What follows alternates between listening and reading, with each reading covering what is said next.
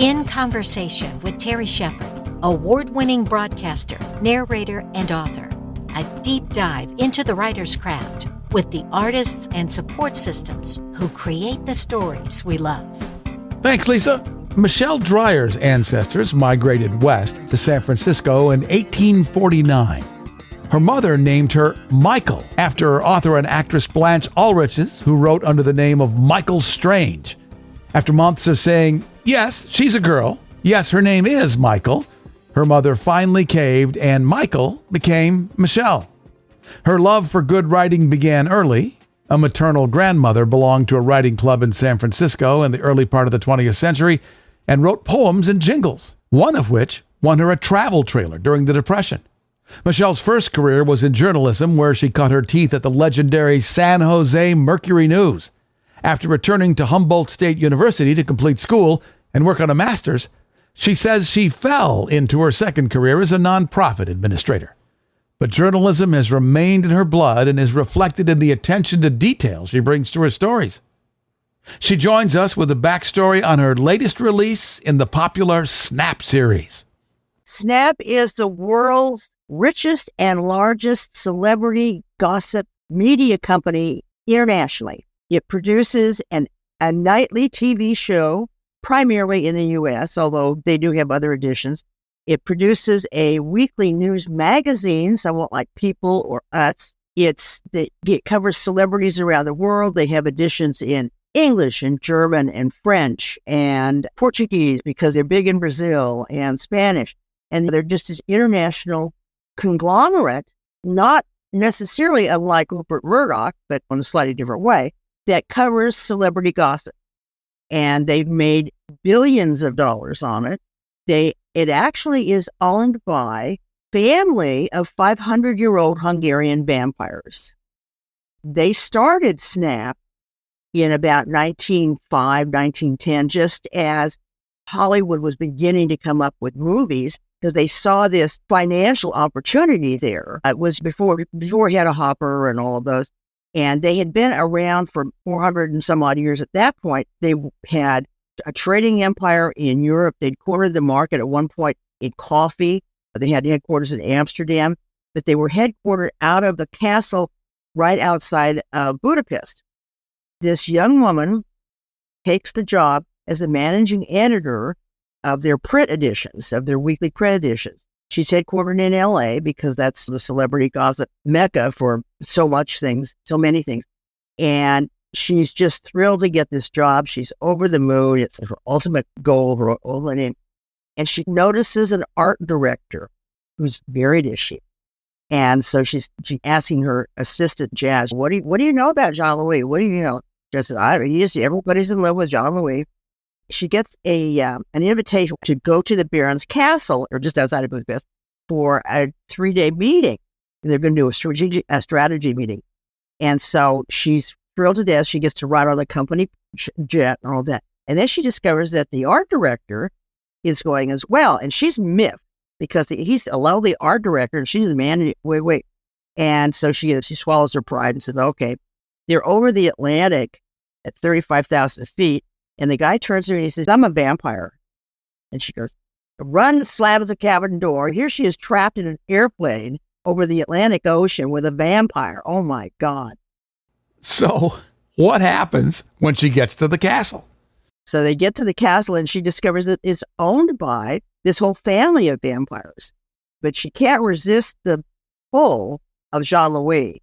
And this is an incredibly wealthy, cultured European family who have lived in the world for years, and they've got all kinds of connections. They decided very early on they weren't going to kill for food. They were going to grow their own food. So they have vast cattle ranches in Argentina to provide blood. They have a whole cadre of people who work for them who are also donors. So they don't kill, they don't do anything like that, but they're just this incredibly wealthy, very cultivated people. Michele Drier is our guest. Her website is MicheleDrier.me. We're learning more about her Snap series and a metaverse filled with events very much in the news today and populated with delectable vampires who are as irresistible as they are fascinating. How many books are there in the Snap canon, Michele? I've got 11 books published in that series. I'm working on starting to work on the 12th book. I won't tell you the whole story, but there's a lot of sexual tension, I guess I would call it, and relationship tension in it. But it's really paranormal romance. There's a brief discussion in every book about the vampires and where they come from, where they're going, but they are very much of the world. They're still headquartered in L.A., the Snap is, but they also live in Kyiv. So there's a bunch of Eastern European drama going on all the time. And the most recent book is called Snap Pandemic Games. It takes place in Kyiv and in Brussels because they're working with NATO right before the Russian incursion in the Ukraine. And their point, they being the Kandinsky family, their point is that they need to have the world at peace in order to keep their business solvent.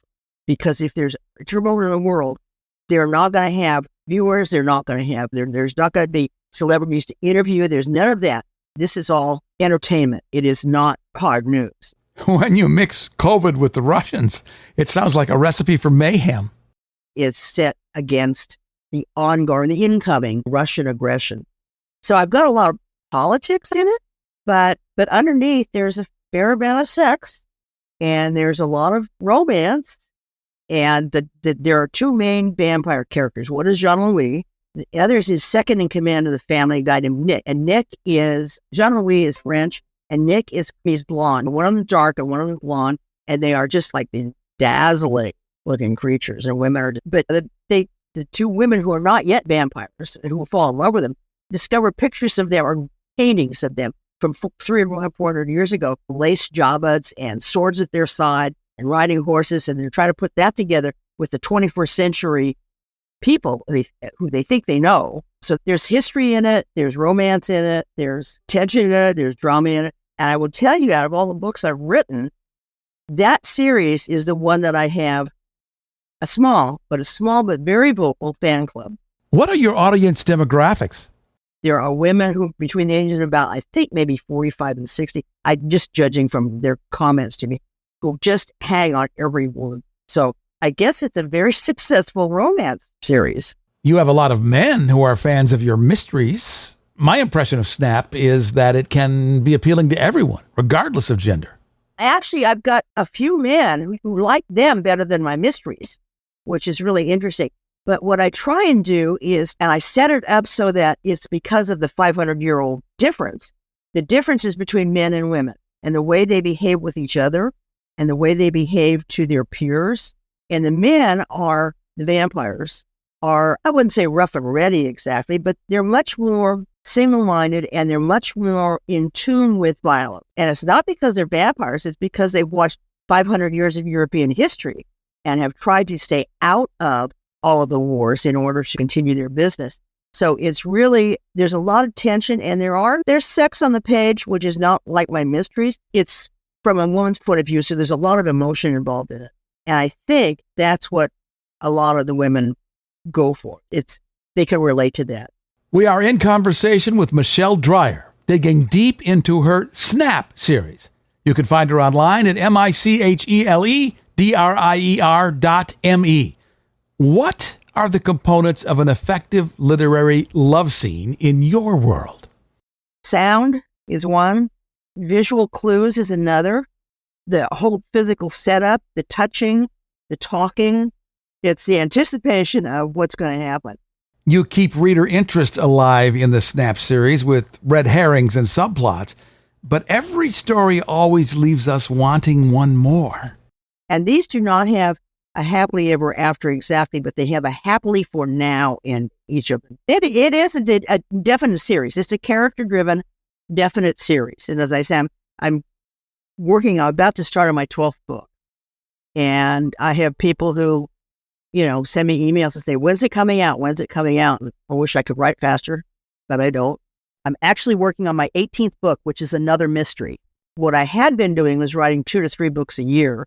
And with COVID and a few other things, that's slowed down. And I need to build up that momentum again. I'd like to write at least 2 books a year. What I'd like to do is write one of the Kandinskys and one of the mysteries, and however that works out. How do you generate so many fresh ideas? What I do is probably cheating, but I do a lot of current events. Because I've set them up in Eastern Europe, there's always something going on that they can act on or react to. And of course, the last probably 5 or 6 books have had a Russian influence. But the other thing is that for the first probably 6 or 7 books, I set up a lot of sexual tension because initially there were 2 male vampires and 2 21st century LA women. And that was an interesting combination. John Lee, the head of the family, had been asking Maxie, who's the managing editor, for years to get married. And she would say, no. And she would say, either I change, which I don't want to be, or you don't age and I do. And in 50 years, you're going to have this haggard old woman and that's not right. So there's this tension that goes on. And then her assistant, Jazz, falls in love with his second in command, Nick. So there are two families basically. And the women are constantly trying to second guess what's going to happen. And even though they are definitely interested and in love with and would like to marry the vampires, they're not too sure about how that's going to work. But when they are living in Eastern Europe, in Kiev or wherever they are, Budapest, it's just this incredibly luxe life. They shop in Paris, they shop in Milan, they go around they've got a cadre of servants called demons who are half people, half demon entity that are their servants and their bodyguards. And the demons are always there. They're their drivers, they're their airplane pilots, they're all this other kind of stuff. But there's this massively luxe life. All you do is pick up your hand and you've got stuff at your beck and call. So that's a real attraction, obviously. What kind of questions do you get from readers? I've had several people ask me, is this really what vampires do? And I have to say, I got to be honest, I've never met a vampire. I have no clue. Yeah, I did do some research in the sense that I read some Charlene Harris and I read Jim Butcher and I don't remember who all, but I read a few vampire books and these are basically romances. So I push on the romance end as opposed to the vampire end because I don't know. But I didn't want the characters to be bloodthirsty. I didn't want them to be violent. I wanted them to they have certain drawbacks. They obviously don't do much business during the day. They sleep during the day and all their business is at night. So what I do primarily is do research about what is going on in the world around them. And that's the plan for the next book. We're talking with Michele Drier about Snap, her ongoing series about romantic, affluent vampires.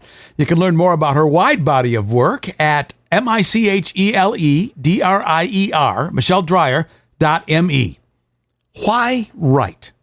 Oh, my God. That's a good question. I don't know. I've always told myself stories, I guess. I read voraciously. I read 3 or 4 books a week, even now. And as a kid, I would go to a family reunion, and I was the one sitting in the corner reading a book, and everybody else was talking. And everybody in my family remembers that. But probably, and it wasn't that I was unhappy, I'm not unhappy, but probably because I always wanted a different world and a better world. It's an escape mechanism. It's a way of, particularly because of the genres that I write in, all of them end up, it's like a puzzle. They all end up being a completed puzzle. And I think that's part of why I write, is to make the world correct, make the world work in a right way. She writes mysteries, she writes paranormal romance, and she's always a true delight. The website is Michele Drier, MicheleDrier.me, and you can find her Snap series wherever cool books are sold. Michele, thanks for joining me in conversation. Thank you, Terry. It's always a pleasure. In Conversation with Terry Shepard is a copyrighted presentation. All rights reserved. I'm Lisa Davis. Join Terry Shepard next time in Conversation.